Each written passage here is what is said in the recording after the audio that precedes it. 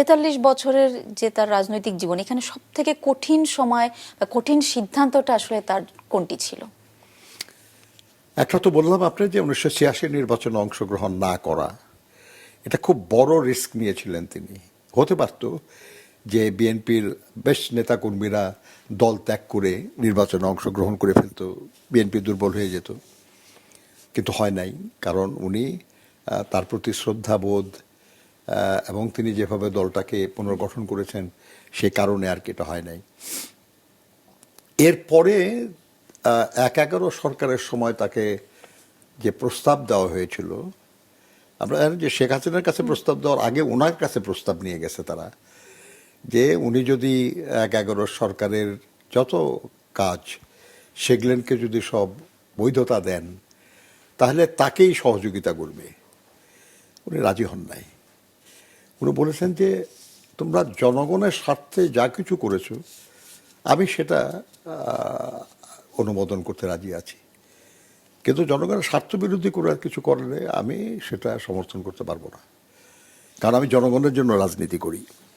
আমি জেল খাটতেছি, আমি কষ্ট করতেছি, আমার ছেলেরা দেশের বাইরে থাকতে বাধ্য হচ্ছে, তাদের উপর নানান নিপীড়ন করা হয়েছে, কিন্তু আমি আপোষ করতে রাজি না। উনি করলেন না। ওরা গেল আওয়ামী লীগের নেত্রীর কাছে এবং তিনি রাজি হয়ে গেলেন এবং করলেনও তিনি।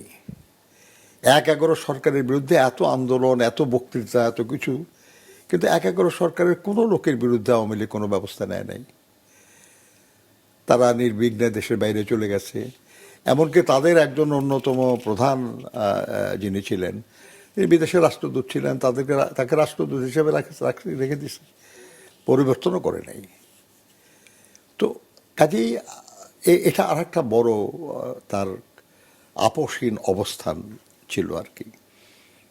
এর পরবর্তী পর্যায়ে তিনি যখন দারুণ অসুস্থ,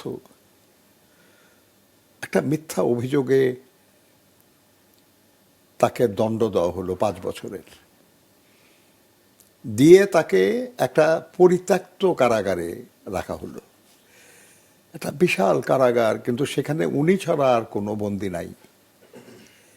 আমরা সেখানে দেখতে গেছি তাকে।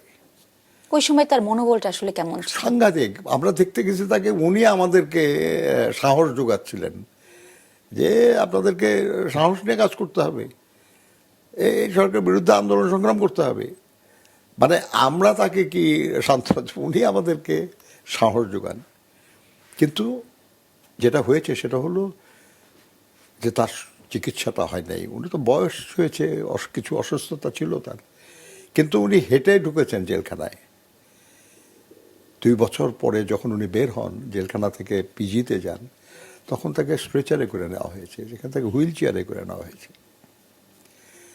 এটা তার চিকিৎসার অভাবের কারণে এটা হয়েছে, কিংবা ইচ্ছাকৃতভাবে তার মানে চিকিৎসার বদলে তাকে ক্ষতিগ্রস্ত করার চেষ্টা করা হয়েছে। তারপরে যখন কোভিডের মধ্যে তাকে বাসায় থাকার সুযোগ দেওয়া হলো, তখনও শর্ত দিয়ে দেওয়া হলো যে উনি চিকিৎসার জন্য বাইরে যেতে পারবেন না। অথচ ডাক্তাররা, মেডিকেল বোর্ড, তারা বলছিল যে তার শারীরিক অবস্থা এমন যে তার বাইরে চিকিৎসা হওয়া দরকার। 4টা বছর তাকে অনুমতি দেওয়া হয়নি।